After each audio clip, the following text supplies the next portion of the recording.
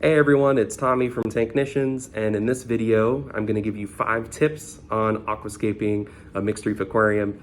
These are things that we think about when we're doing our scapes, and they help with the long-term health of the aquarium, as well as making it visually interesting to look at in the beginning, and of course, the safety of the aquascape. So enjoy these 5 tips. Stay tuned for the nature tip at the end. Thanks for watching. So the first thing that I wanna talk about is making sure that the aquarium's sand has good flow and is easy to be cleaned.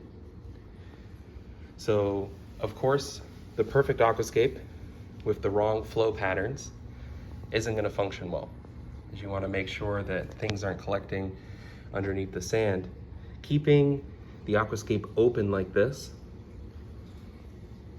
allows for better water flow and allows you to get in there easier when it's time for you to come and clean. These rocks on the bottom and the front are not glued, so we can pull those out if we need to, have really good access there.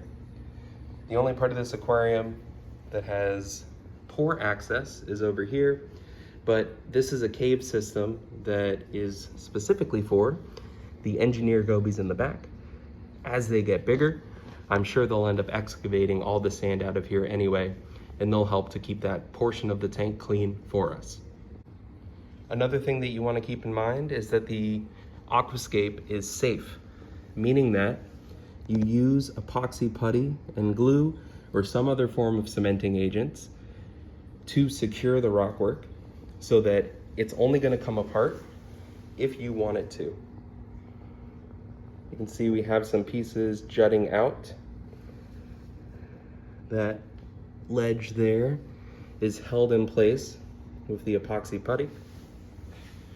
This one here that the angelfish loves, just connected at the base with epoxy putty.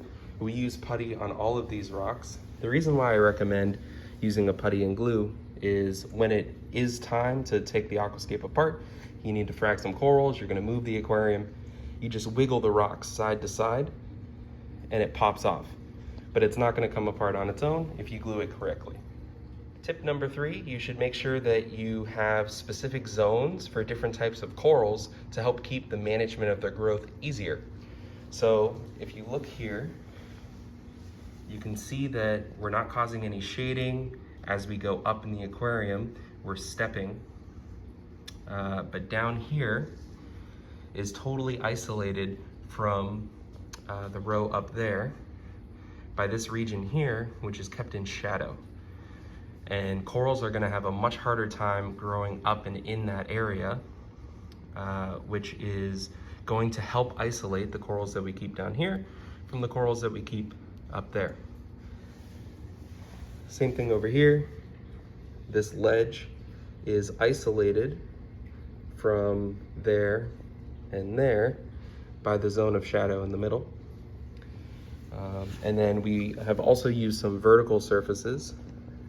So this rock here has some very sharp, and then as well as this rock here, that's gonna help us to keep certain corals isolated. Using islands is a really good method too. Like this rock, although it is touching, it's not glued. So we could put a fast growing zoa on there like a mohawk, and as it starts to overgrow, we just take it out, frag, give ourselves a buffer zone so we don't have to worry about it getting onto the rock and taking over the rest of the scape. Tip number 4 is a pretty common one that a lot of people know, and that is to avoid touching the back glass as much as you can. So you see in this scape, we only touched it one portion of the aquascape, and then we're able to get back there and clean if we need to. And also it's going to allow for much better flow patterns in the aquarium by keeping that open. Finally, the last tip that I want to give you is we've done a lot of aquascapes, and I think that it's much more important to focus on flow than it is to focus on like interesting features. So like caves and you know, ledges. And a lot of people, when they're setting up an aquarium, it's the first time that they've done it, they try and put as many different things as they can into it and you really want to keep an eye on how everything moves, and try and keep it as connected as possible, so that when you're looking at it, your eye is drawn from one side of the aquarium to the other. So for instance, we have a continuous slope. So this starts here and it kind of wraps around, and then it continues all the way to the other side of the aquarium, and then it even comes back down. It'll also wrap around here, and you know, we use the curves and the arches to try and continue it as best as we can, and that's going to draw your eye from one part of the aquarium to the other. It's going to make you want to look at it longer and just make the aquarium more enjoyable. I was really happy in particular with how it looks from the side, and I know it is a little cloudy right now, but I really like how the ledge starts here, comes up, goes back over, and scapes never show up well on video, but that kind of S-shape flow continues and is kind of a persistent theme throughout this scape. And I'm really happy with how that part of it came out in particular.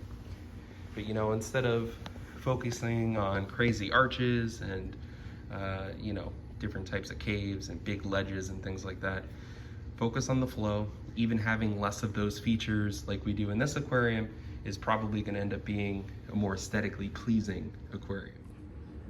Thanks for watching, everyone. That was 5 tips on how to scape a mixed reef aquarium. Hopefully you found it helpful, and hopefully you have some ideas for future projects that you'll be working on. Thanks for watching. Enjoy the nature clip, and we'll see you in the next one.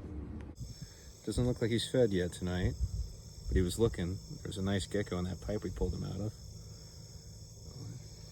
Oh, and he's beautiful. He must have just shed. His scales are so nice. Anery corn? Anery corn. Oh, look at the head. Oh, hey, buddy. Yeah, he's got a nice pattern on his head. Let me see if I can calm him down a little bit. Oh, that's a beautiful